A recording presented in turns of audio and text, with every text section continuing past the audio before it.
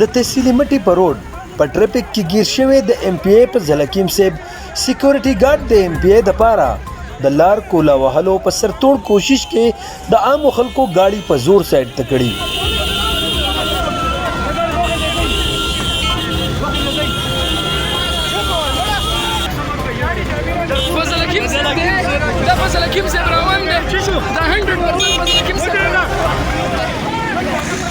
خادم سوات ایم پی ای صاحب ته لار کولاو کړی دا دغلته موجود زیات خلکو په داسې کار د افسوس اظهار کړی دی. په دې حقله نور تفصیلات عدنان باچا راکوي. جی عدنان باچا څه تفصیلات دي ستاسو سره؟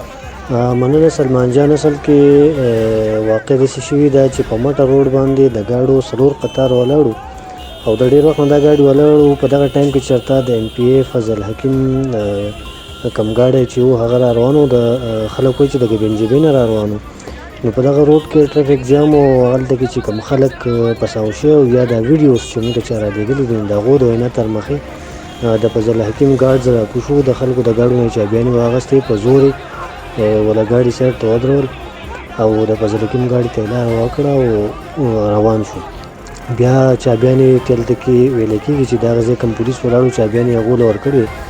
نو بیا د خلکو د پولیسو نه خپلې چابیانې غوښتې او د پولیس وله چابیانې هم نه ورکولې. هلته کې چې کوم کسان موجود هغو دا هم ویل چې دوی د فضل حکیم په ګاډي پسې منډه ووهله، خو هغه د هغه ګارډز او د هغو ګاډي چې و نو هغه د هغه ځای نه لاړو.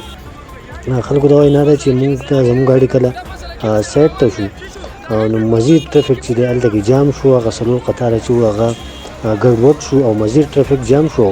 صرف د یو ایم پی ای دپاره هلته کې خلک ډېر په اذیت کې او په عذاب کې مبتلا کړل. ډیره مهرباني عدنان باچا ستاسو د تفصیلات راکولو.